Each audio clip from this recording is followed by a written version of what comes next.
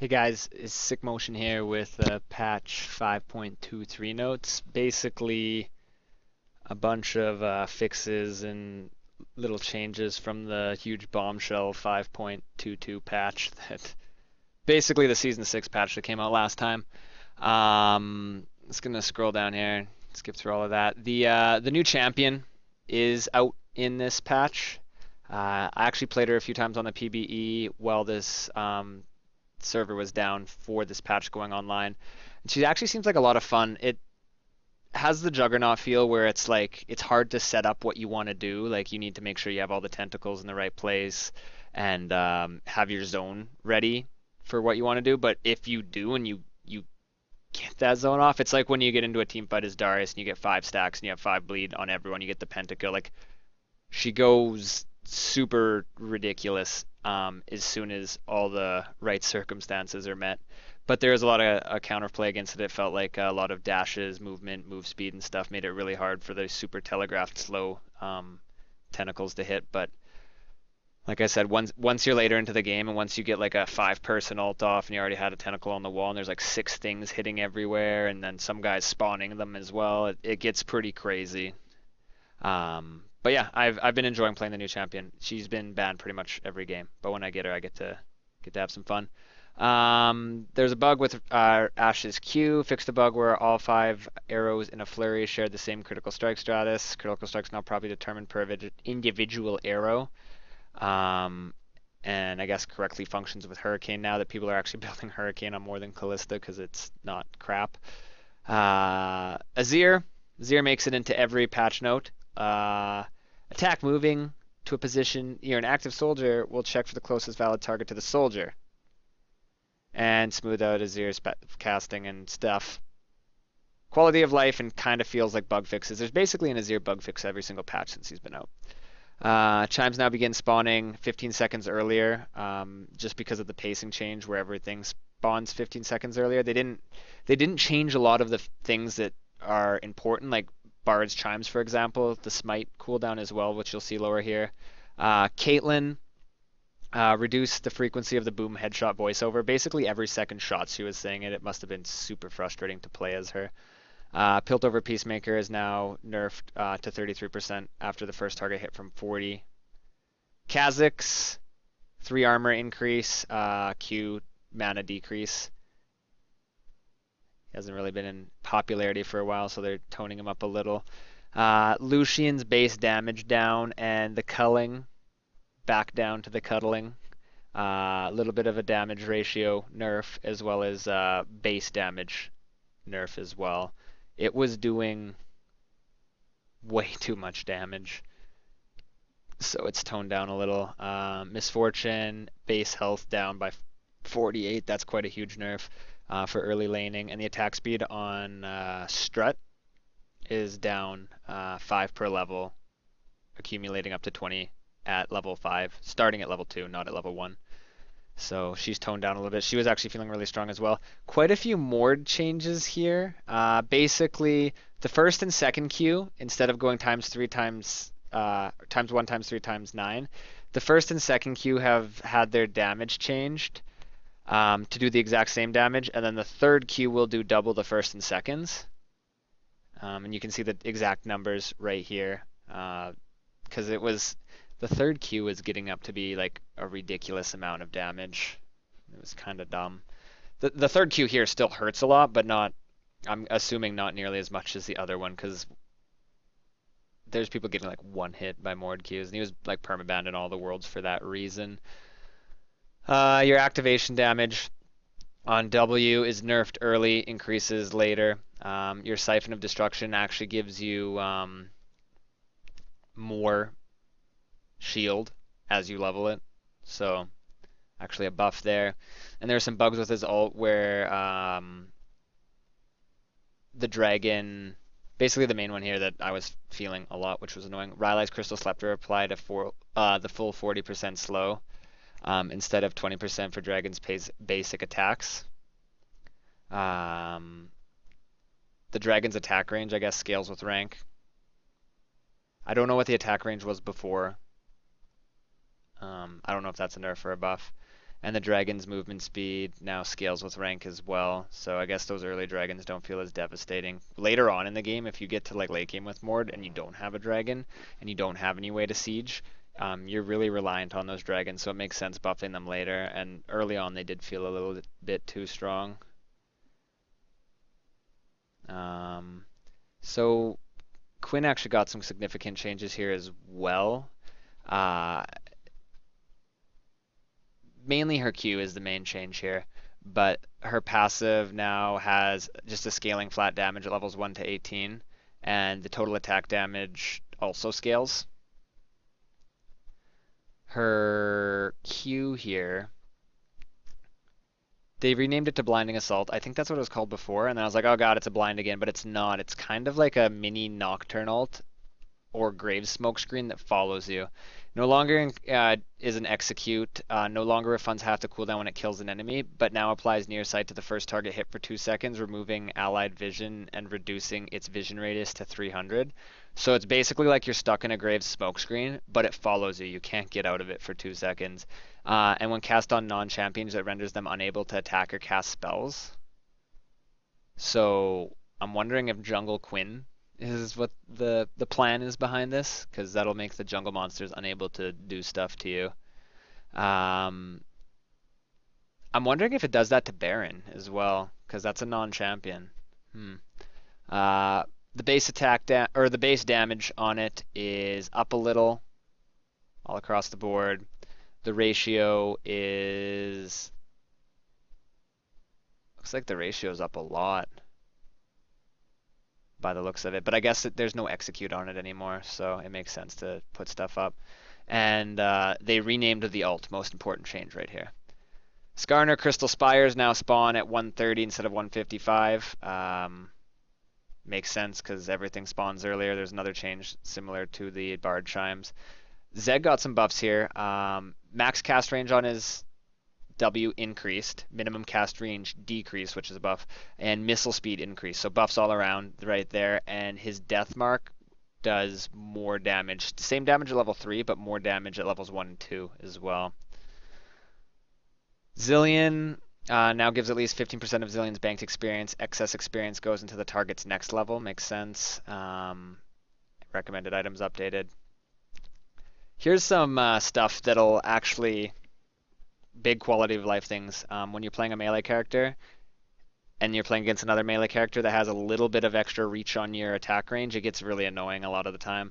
Meganar has a 25 increase. Nunu, consume size buff attack range was decreased by 12.5. You probably won't even feel that. Shyvana's dragon form attack range up by 50, so no more of that. You're literally on top of the character, but you're out of attack range feel.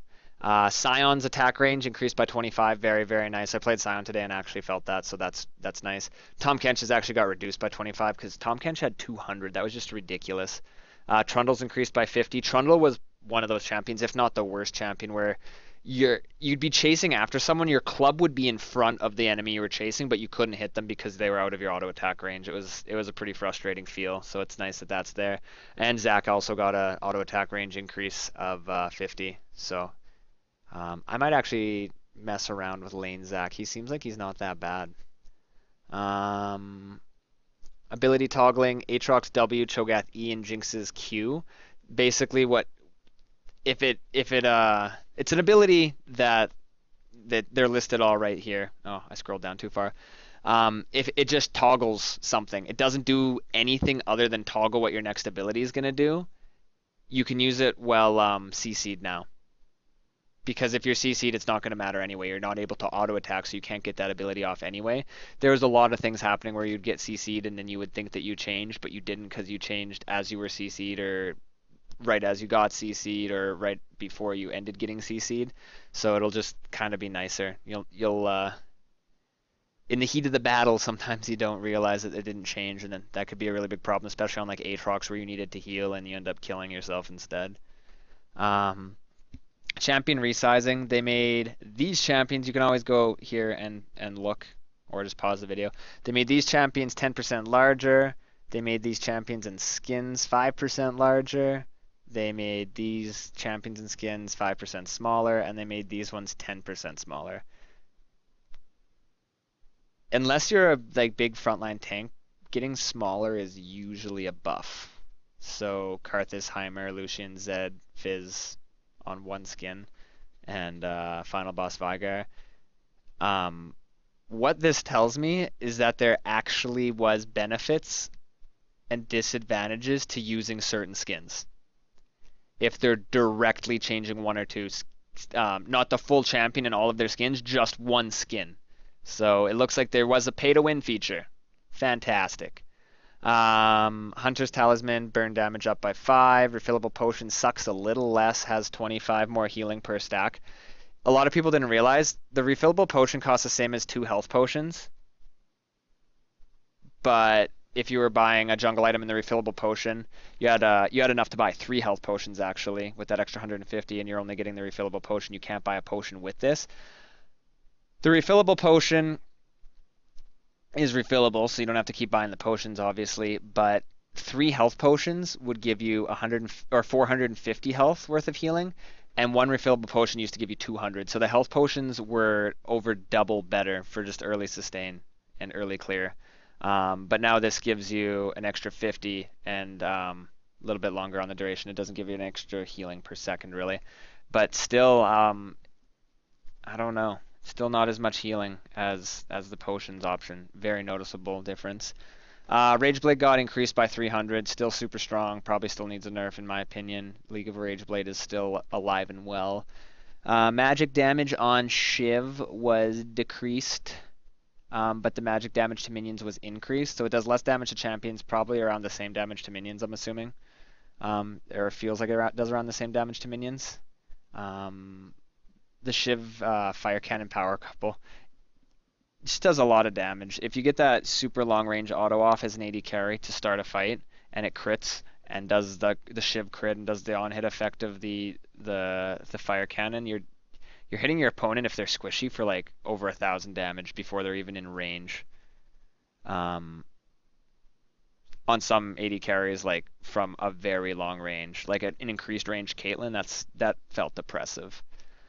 Rift Herald, base damage down by 15, current health on hit down by 2%, so it's 4% of your current health rather than 6. That's a big change, big feel here. Has a new spawn animation and a death animation, fantastic. But it was hitting way too hard, I guess. I mean, if it was a team objective, like if teams were going for it, you wouldn't really care how hard it was hitting because you would just kill it really quickly as a team. But if for the goal of it being like you push your lane top lane and then you go and do it with your jungler type thing, I think it was too strong because you'd get the buff and then you'd both have to back anyway because you're both too low from doing it. And that's if you started at full health, early on at least. Death timers changed around a little bit. Increases by 2% every 30 seconds after 35, and now it increases by 0.5 every 30 seconds after 10. But they equalize at 43. Let's see. I actually didn't read this part. Oh, I keep scrolling too far down. Sorry guys, this video is terrible production quality. Here it is. Changes to death timers might look odd with the talk of snowballing. Let's break it down. After 10 minutes, your death timers are higher on average, and then after 43, they're less. So until you reach the maximum, combined with the pacing changes this patch, intend to make games with excessive fighting snowballing feel like they take a normal amount of time to resolve compared to post preseason. I don't really know. Global homeguard. So you can't buy a homeguard enchantment anymore. This is one of the really big changes of this patch as well. Can't buy a homeguard enchantment, although everyone will receive a free homeguard enchantment, even if you don't have boots, at 20 minutes into the game. Since everyone gets it for free, and you don't have to think about it at all, it's a little weaker, understandably, than a normal homeguard. The initial haste is down by 25%, still 175%. The healing and mana per tick is a lot lower. The combat lockout duration is 2 seconds higher. Here's a really nice quality of life thing for all of you dirty Teemo pickers. Damaging an enemy over 5,000 range away roughly outside of your base no longer triggers the I can't use my home guards passive. So if someone hits your mushroom way down yonder at Baron Pit and you're on your spawn waiting for your home guards, that won't break your home guard passive, whereas before it would. Um, Speaking of the health and mana ticks though, it feels like the just mana tick without home guards healing on your spawn is a lot slower than before. It feels like I have to wait on my spawn pad a lot longer to get my mana back up. I don't know if that was intended or if it was just maybe that's not even a thing. Maybe I was just feeling weird today and it feeling like it took longer, but definitely felt like the mana was regenerating slower. Not on the home guard change. The home guard change is supposed to be slower than the old home guards. But the thing that's nice about this is 9 times out of 10, at least for me, I got home guards on my boots. It gave you better teleports on whatever character you're doing. It got you to wherever you were wanting to go faster, got you to farm. Just getting the home guards and getting to lane to farm a little faster, like once or twice, paid the home guards off anyway. But now since you get them anyway and you don't have the choice to buy them, now you can actually think about doing other stuff, like buying captain boots on someone who's engaging so your team can follow up and not leave you to die type thing. Turrets, outer health increased, inner health increased. They still feel like paper mache, and now they take 2 extra hits to die. I think turret defense needs to be toned. It just feels like there's just no defense on turrets still at all. It's just they die instantly. So another bump to mage junglers who were hit pretty hard with the preseason. Bigger monsters in jungle take more damage if you're trying to spellcast them down. So a lot of monsters lost magic resist and movement speed as well. Yeah, it's kind of weird that the red buff has such higher movement speed than the blue buff. Weird. Here's the Smite change I was talking about earlier. Smite now begins charging at 125 rather than 130. So 5 seconds shorter. I mean, the jungle spawn's 15 seconds shorter. I was expecting them to make this spawn 15 seconds shorter, but I guess it makes sense. You don't want people to have like 2 charges of Smite if they don't smite a camp when they walk into your jungle. Ambient gold begins at 2 minutes rather than 155. Champion kills. This was a really, really big feel of the new patch. I don't know what they were before 5.22 because this was just ninja changed in 5.22 where you would get 60% of a full level for killing an equal level champion. And now it's to 50% of a full level from killing an equal level champion. I don't know what it was before they changed it here, and this message doesn't really give you the full story. It says 50% of a full level for killing an equal level champion. So what do you get for killing a non-equal level champion? Because it feels like there's really no penalty. It feels like it might be like half a percentage per level that you weren't equal. So if you kill someone 2 levels lower than you, you get 49%. I'm not saying that's the exact number. Don't quote me on that. That's just how it's feeling. So more context on the actual numbers of this and what it was before would be a lot easier to determine what to expect. One of the big things about this champion kills thing is you don't get experience if you kill a champion while you're dead. So say someone suicides to you on tower, kills you, and then they die to your tower and you get credit with the kill. You don't get experience for that kill. And with the fact that the experience was a lot higher, they would be like a full level ahead of you even though you traded kills. When before you wouldn't get experience when killing someone while you were dead anyway, but it just didn't feel nearly as like I went like an entire season not even realizing like, oh, we traded, but I got the kill after I was dead. It never really felt like I was a disadvantage for it. But the first time it happened this season, it felt like my game was over. They came to lane level 3 because we traded at level 1, and I was still level 1-0 experience, and I was like, I don't know what to do about this. Another really big thing that was just not in the 5.22 patch. So the experience and this unit collision.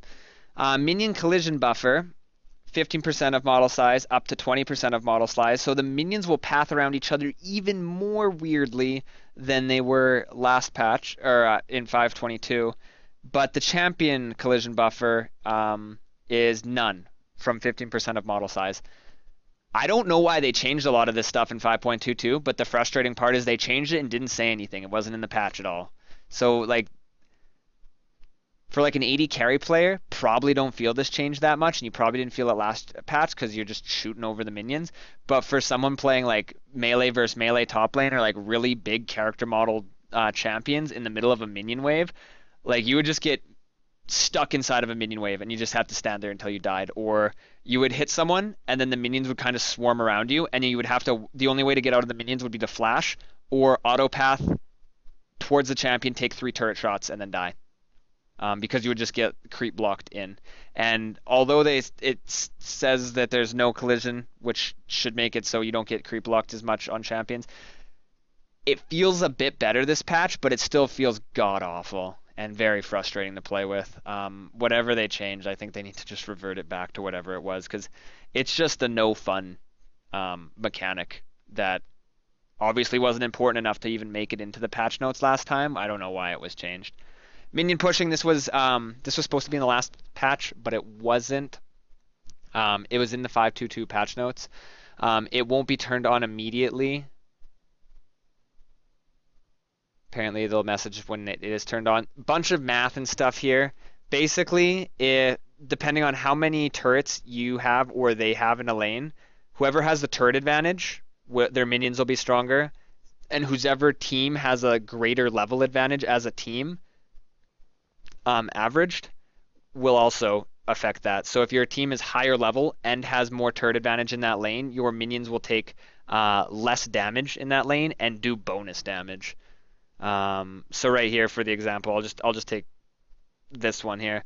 If your team is ahead 2.5 levels and are up 1 turret in a lane, your minions in that lane will now be doing 25% bonus damage, and they'll be taking 3.5 reduced damage. 3.5 reduced damage doesn't seem like much, but when you consider how much damage minions do to each other, it's going to make them seem like they're just going to mow down your minion wave and not take much damage from it as well, because they're going to be doing like steroid damage and have shields and stuff. I don't know how that's going to feel and play into the snowballing. Side wave control is going to become excessively important, especially if you're behind, even more so now. And teleport might, this change right here might make teleport more important, because you're going to have to be fending off side waves, because it's just going to perpetually push towards you, even if the waves are even, or even if it's a little bit in your advantage if you're behind. So you're going to have to stay there to clear the minion waves, so you don't just lose your paper towers to the minion push, and then the other team's going to be able to go for objectives and stuff, and you're going to have a teleport to be able to get there, or you're just going to get behind from that anyway. But it is going to really put importance on side wave control. Masteries, Bond of Stone, damage reduction while alone is down to 2% from 4, but it's still 8% while you have someone with you. Thunderlord's Decree, the lockout timer from when you do damage with it was 30, now it's 20, so you can get 3 off a minute rather than 2. And fixed a bug where the tooltip said 200% regeneration kicked in at 20% health when it was 25% health. The promo helper. I guess the promo helper's in the game now. If you're in a division below Gold 1,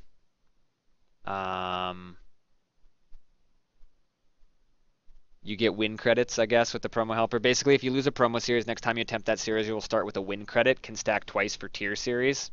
So say you're silver 1 going into your Gold 5 promo, trying to get into Gold, and you lose it. Oh, that sucks. Next time you get into it, you'll already have a win. You lose it. That sucks. Next time you get into it, you already have a win. You only have to win 1 game, and you can lose 2, and still be able to just win 1, and you'll be able to go through it.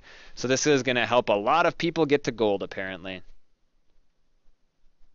But I don't know. I guess there's like a lot of promotion anxiety and whatnot that'll help with. It's not going to be in Platinum. It's not going to be in Diamond or anything. But I guess, I don't know. I guess I shouldn't really have a say in it or an opinion in it, because it's not going to be affecting me that much. But I think that's kind of Careberry. Even my roommates that are all like silver and stuff said that was a really stupid change in their opinion. And they're silver, so it would have helped them. So I agree. I kind of think it's dumb.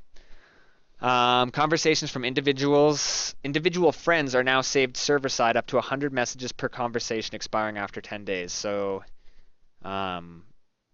I guess if you close the client, come back in, and someone said something important or gave you a website and you forgot what it was, you can go back into your chat history to see it. Server side item chat sets. On your first login after patch 5.2.3, your item sets will be saved to the servers. From then on, your item sets will follow you around to any other computer you log in from. I never used item sets. I was too lazy to make them. I never realized that they didn't follow you around from computer to computer. There's an icon bug. I actually noticed this, where stuff is just blacked out. There's just random black boxes on my screen, and it was triggering. But then I realized there was an actual bug that was noted here. Bunch of bug fixes here. Some of the more important ones. This one here. Thresh can now purchase Rune's Hurricane. Great.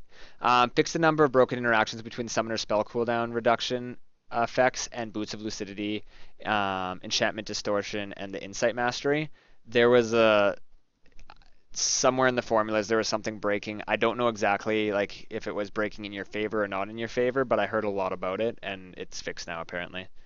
And then some other bug fixes, obviously. And some skins. I'm actually kind of excited for this Moose Hecarim. Let's scroll up here. Oh, what's going on?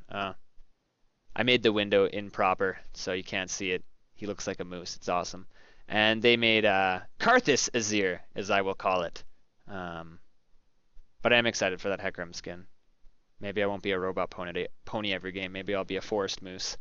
But anyway, guys, thank you for watching. I went longer than I was expecting it to. I kind of rambled on, probably more than I expected to as well. Sorry about that. Kind of sleepy right here. I'm actually going off to bed, but I wanted to do this before I went to bed because I was supposed to do it yesterday and I was late on my homework, so I failed.